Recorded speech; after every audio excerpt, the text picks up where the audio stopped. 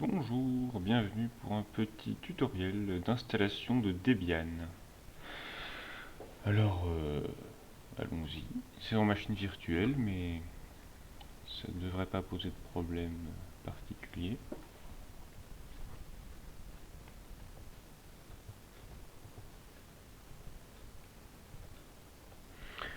Donc on commence par Graphical Install, parce que c'est quand même... Il n'y a pas de raison de... Il n'y a pas de raison de se priver de cette jolie interface. Alors ça c'est juste la langue de l'installation. Là on a choisi la langue du système, la langue du clavier. Il n'y a rien de... Il n'y a rien d'extraordinaire.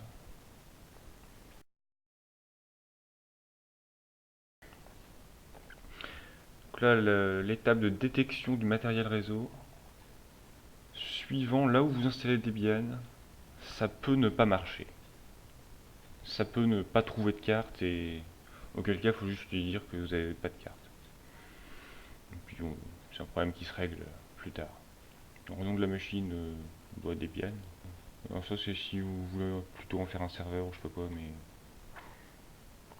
généralement tout le monde s'en fout. Hein. Donc quand c'est une étape dont on s'en fout, on laisse vide. Là par exemple le mot de passe super utilisateur, alors on s'en fout pas, hein, mais en fait on s'en fout d'avoir un compte d'administration du système. Tout simplement parce que ben, on va l'utiliser nous-mêmes, notre Debian, donc l'administrateur c'est nous. C'est écrit je sais plus où. Si vous laissez ce champ vide, le compte de super utilisateur sera désactivé et le premier compte qui sera créé aura la possibilité d'obtenir les privilèges du super utilisateur. Donc ça, ce qu'il faut faire, c'est le laisser vide. Comme ça vous permettra de suivre les tutos qu'il y a pour Ubuntu. Bon, alors là, je vais mettre un pseudo. Tac. Oui aussi.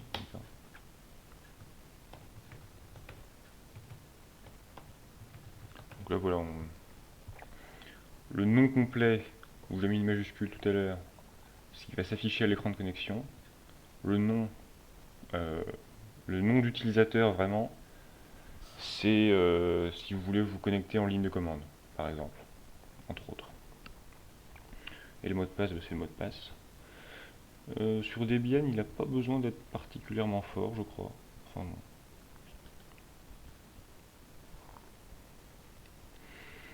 Alors là, l'étape intéressante, c'est le partitionnement des disques. Moi, je fais un partitionnement manuel.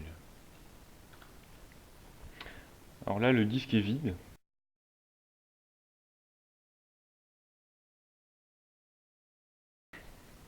Alors en vrai, vous arrivez, vous allez avoir... Alors ici, machine virtueuse et de l'espace vide. Normalement, vous aurez euh, un gigantesque... vous aurez plusieurs trucs là. Déjà, vous aurez... Donc ça, c'est le disque dur. Si vous le faites sur une machine normale, vous aurez aussi quelque chose qui symbolisera votre clé USB. Si vous installez depuis une clé USB, par exemple. Si c'est un CD, ce sera un CD, on s'en fout. Personne n'utilise des CD en 2016. Bref. Ici, vous avez vous aurez les partitions qu'il y aura sur votre disque dur. Donc généralement, il y a une petite qui s'appelle EFI, faut pas y toucher. Il y en aura une moyennement petite, on va dire, qui sera la partition de récupération Windows, faut pas y toucher. Il y en aura peut-être une qui s'appellera Windows Loader, faut surtout pas y toucher non plus. Et vous aurez une grosse partition qui contiendra Windows lui-même, avec vos documents Windows et... Enfin, bref, Windows quoi. Alors elle, il faudra la sélectionner. Alors continuer, c'est surtout pas passer à l'étape suivante. Continuer, c'est quand on clique sur continuer, ça veut dire configurer ce qui est sélectionné en rose.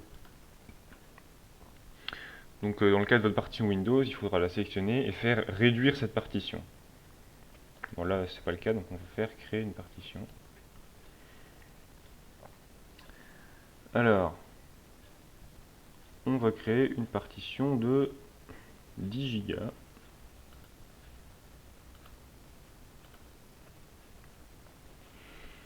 Alors, ce sera un système de fichiers journalisés X4. Alors, point de montage, ça c'est très important. Les systèmes sous Linux sont organisés sous forme d'un arbre, entre guillemets. Donc la racine, c'est slash. Après, vous avez tout un tas de dossiers dedans. Donc il faut forcément que vous ayez au moins un disque, enfin une partition qui soit, montée sur slash. Donc blablabla, on s'en fout. Fin du paramétrage. Continuer.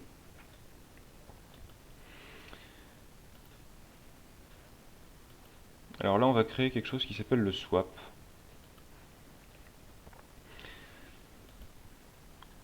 C'est un espace d'échange. Alors c'est utile d'une pour pour faire hiberner le système, et aussi si jamais votre mémoire RAM commence à être un peu petite, ça va entre guillemets déborder dedans. Pour les systèmes avec pas beaucoup de RAM, c'est-à-dire 4 Go ou moins, il faut prendre un swap qui a à peu près la taille de la RAM, voire un tout petit peu plus. Ouais, si vraiment vous avez une RAM de 16 Go, laissez tomber, c'est pas la peine de faire un swap qui soit trop gros. Vous en faites un petit qui fait 2 Go, 3 Go, on s'en fout. Alors si le disque avait été un peu plus grand, on aurait pu créer une autre partition et la monter sur slash home. Alors là, il faut les faire en X4, les partitions, de toute façon, vous n'avez pas trop le choix. Le fait de faire une partition différente pour home, sachant que home contient vos documents, bah, c'est toujours utile. Parce que ça vous permettra par exemple de réinstaller le système sans avoir à toucher à vos documents. Mais là on va pas le faire parce que j'ai la flemme. Faut-il appliquer le changement? Bien sûr.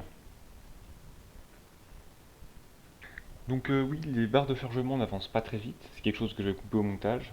Vous, votre installation prendra beaucoup plus longtemps que mon petit tutoriel. Mais bon, c'est pas franchement intéressant de regarder les barres avancer, j'ai pas grand chose à vous raconter. L'image ISO que je suis en train d'installer, c'est l'image DVD multi-arc. Alors DVD, pourquoi? Parce que c'est une énorme image qui fait 3,7 Go je crois. C'est assez gros, hein, la plupart des images tiennent sur des CD ou autres. Alors pourquoi des images DVD? Eh bien tout simplement pour éviter d'avoir à tout télécharger depuis le réseau. Ça peut vous paraître un peu idiot comme raison, mais sachant que Debian ne va peut-être pas reconnaître à tous les coups votre carte Wi-Fi, et qu'il faudra, si possible, régler le problème plus tard. Ou alors, si vous avez une Wi-Fi et qui demande de rentrer un mot de passe sur un portail, ou je sais pas quoi, on ne sait jamais si vous habitez en résidence universitaire, quelque chose comme ça, eh bien, il est nettement plus sûr d'utiliser une image DVD. Et alors multi-arc, pourquoi multi-arc? Parce que ben, ça marche dans sur la plupart des machines, y compris des machines très exotiques comme des notebooks ou des trucs comme ça. Alors utiliser un miroir, donc ça c'est est-ce que vous voulez utiliser le réseau? Bon, j'en ai pas très besoin, mais je vais mettre oui, histoire qu'on voit le processus. Donc là, il faut trouver si possible un miroir qui soit près de chez nous, en France. Celui-là, normalement, il suffit largement, hein, c'est celui officiel. Là, non, il n'y a pas de problème.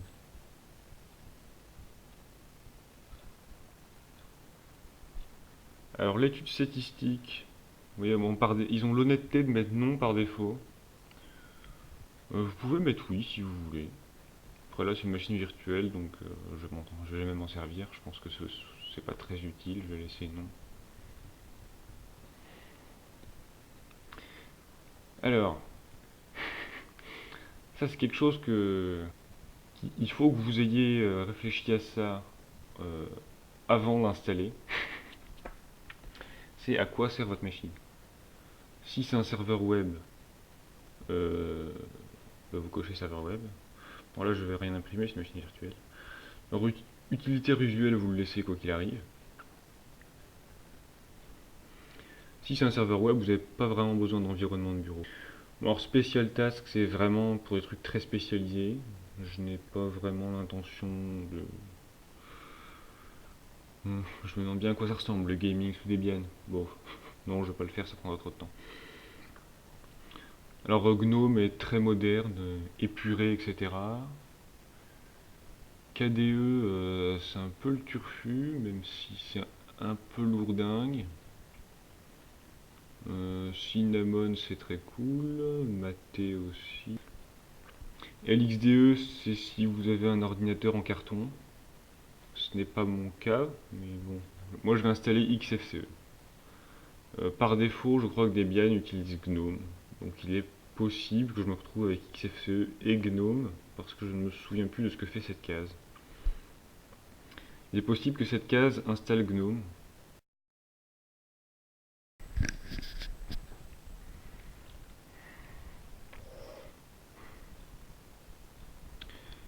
Alors, l'étape la plus longue est terminée. Là, ça vient d'installer Grub. Enfin, ça me demande si je veux installer Grub. Donc, Grub est le logiciel qui permet de choisir un système au démarrage. Donc, il faut l'installer. Donc, oui. Donc, sur quel disque? Il n'y en a qu'un, donc lui. Normalement, l'installation est terminée.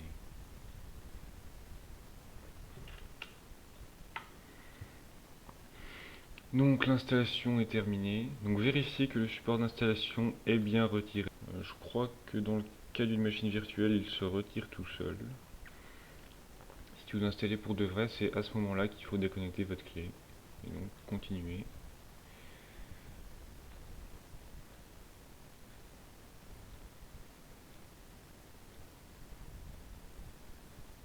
Donc ça redémarre.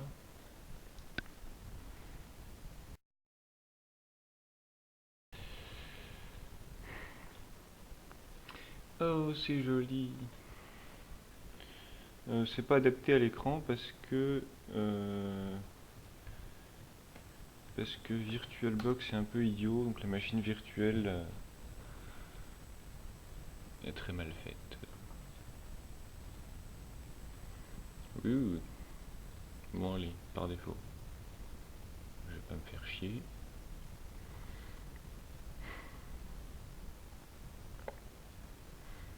Waouh, quelle modernité.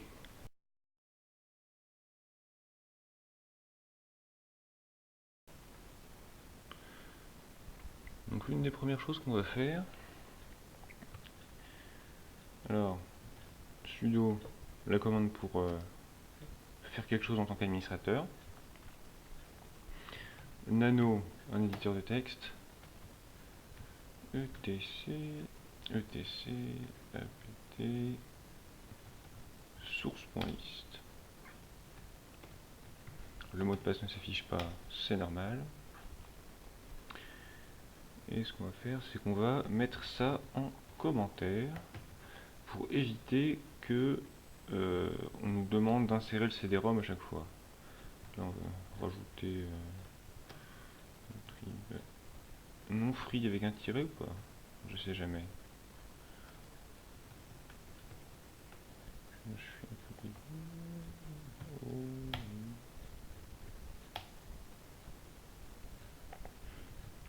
Et voilà. Bon.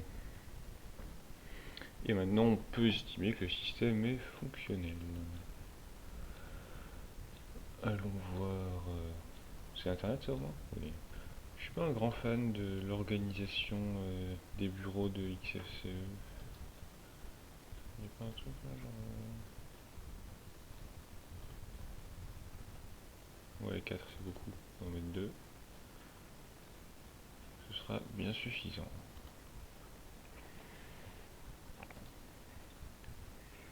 Toi, pas besoin qu'il y ait écrit application pour savoir qu'il y a mes applications dedans. Ça ressemble à quoi en fait ça? d'accord. Bon, le menu est un peu nul. J'imagine qu'il faut mettre un menu personnalisé si on veut que ce soit potable. Ça fait quoi ça du coup? Ça n'a pas dû s'actualiser. Bon, pas grave, fermé.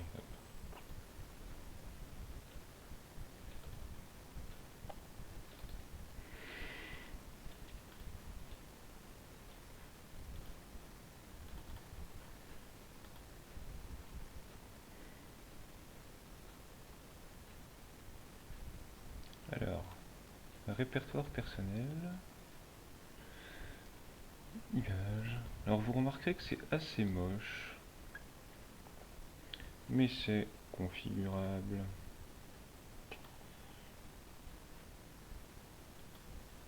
Pas mal, pas mal. Tableau de bord, préférences. Masquer automatiquement, de manière intelligente. Taille de ligne. C'est-à-dire quoi ça? Oula oui, on va rester... Ah voilà. Opacité 0. Pas mal, on s'améliore. Première fois que je touche à XFCE, bon, c'est pas sorcier, hein. Faut un peu de débrouillardise, paramètres. On va cliquer là-dessus. Ben voilà, super, apparence. Ça c'est pour... oui d'accord. Conservons un style normal. Tango. Ouais, j'aime pas trop Tango moi. Et au pire, on va se casser les couilles. Hein. C'est fait pour ça. Oui, c'est ça, c'est une prononciation. Applique.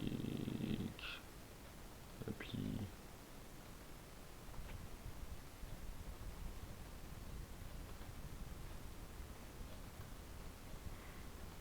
C'est pas passionnant. Hein. On va changer ça en attendant. Pourquoi pas 30 c'est beaucoup. 25. Largeur, oui. Ben voilà. C'était pas dur.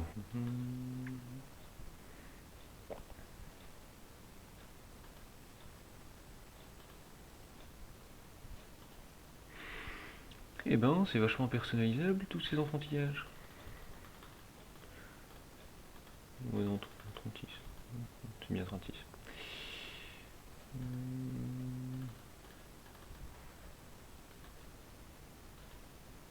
Pas mal du tout, pas mal du tout.